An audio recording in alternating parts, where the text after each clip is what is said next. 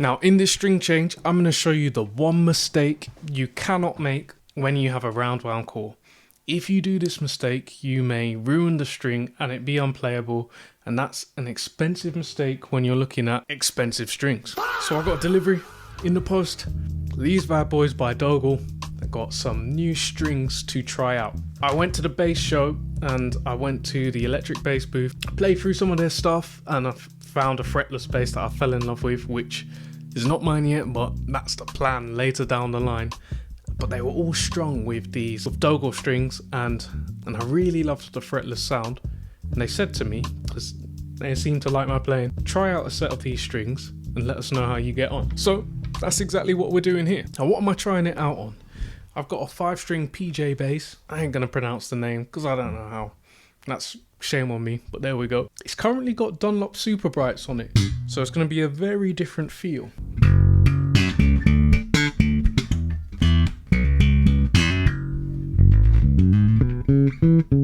So it's got quite a bright sound, but if I roll back the tone, you get a lot more muted stuff.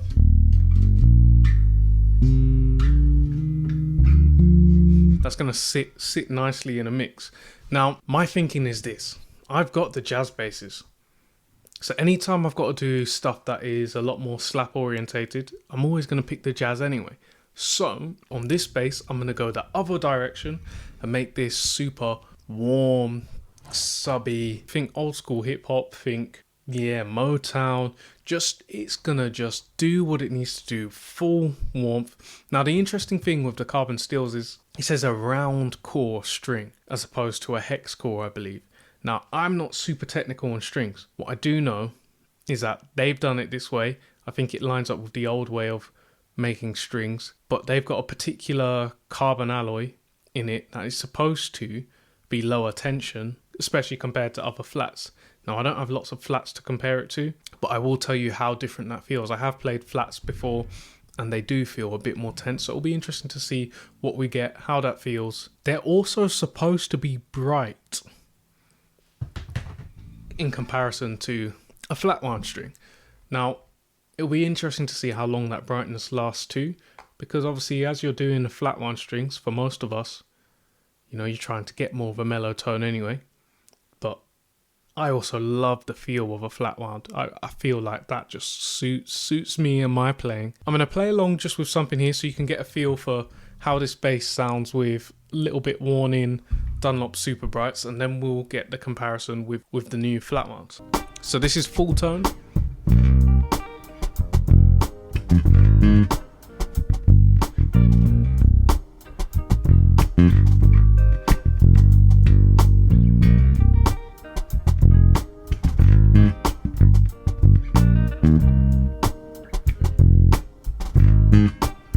Tone off.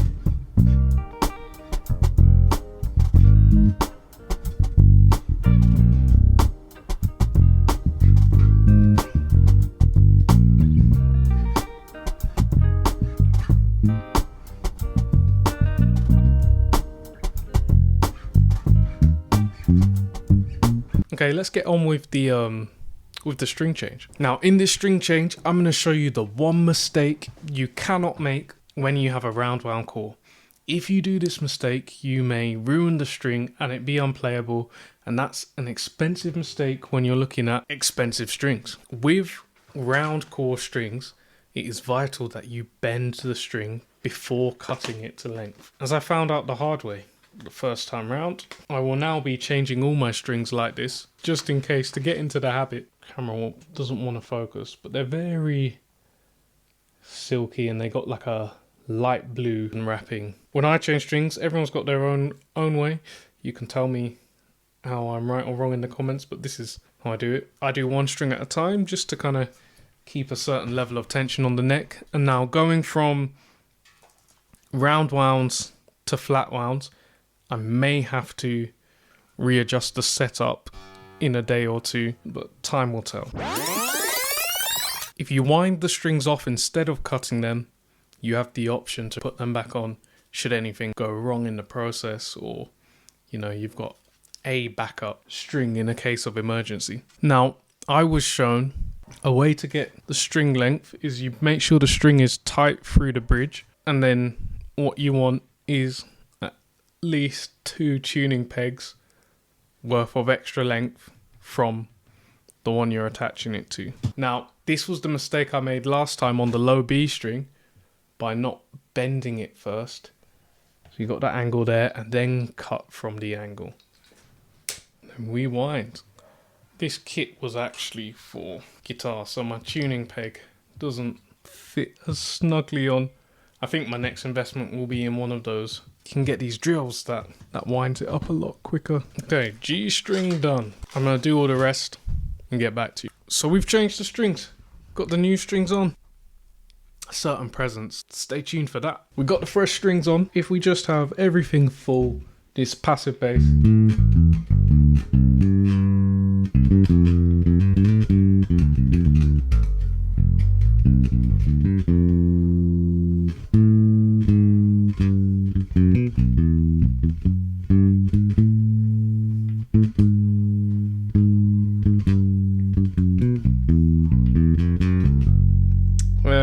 Just P pickup. This is still tone full.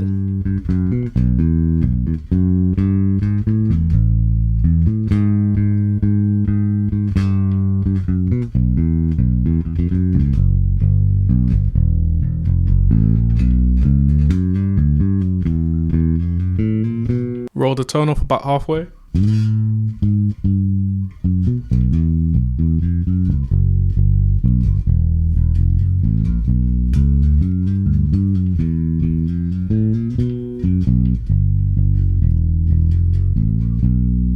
Can already tell that's gonna sit lovely in the mix of a song. On a gig, that's gonna feel really nice. Let's go with the track. I had to load up a slightly different drum beat with it. Tone pretty low.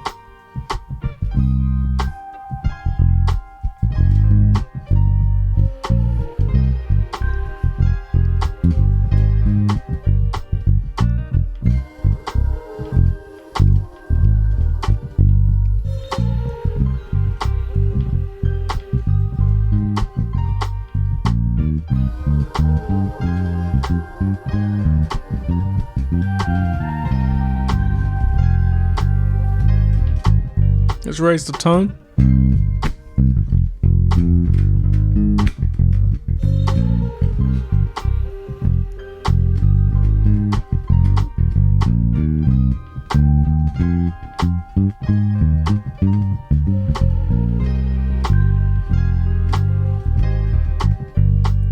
Dial in a bit of bridge just to tighten up that bottom end.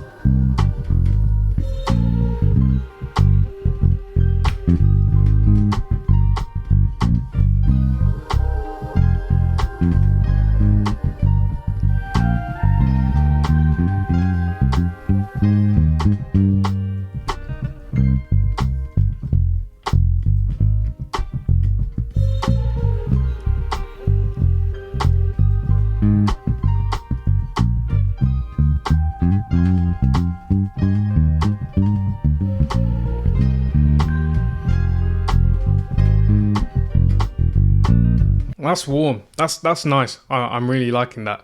But if I'm on a gig and I'm only bringing one bass and I've got something with Flatwounds, there's always going to be a never too much or somebody else's guy, something like that, that's going to come up. And it's like, you still want to be able to have some of that top end so that you can do it. It's not going to be the same as having like a jazz with Roundwounds, but everything else that needs to be fat and meaty is going to sound that much more fat and meaty. So it's like choosing the right weapon for the right gig.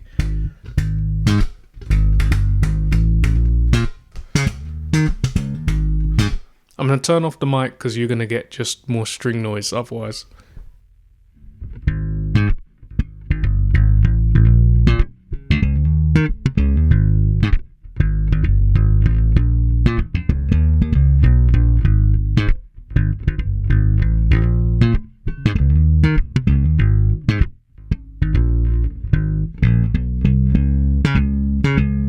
And I'll dial in some more of that bridge pickup.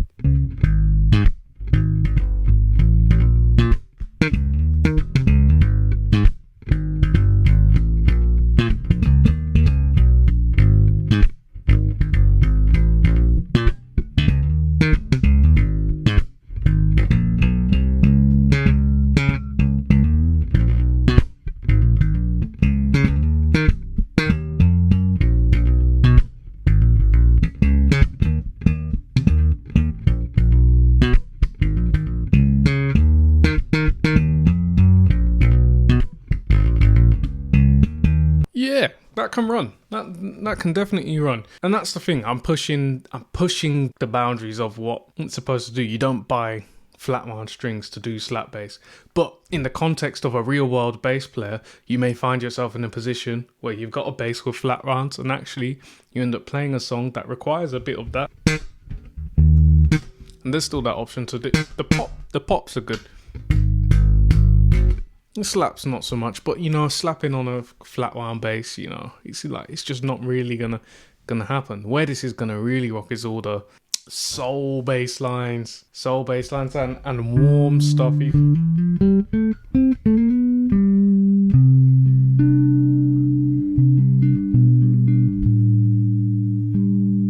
So I'm excited to see how this goes. I'm excited to hear as well how these wear in, which will be really interesting.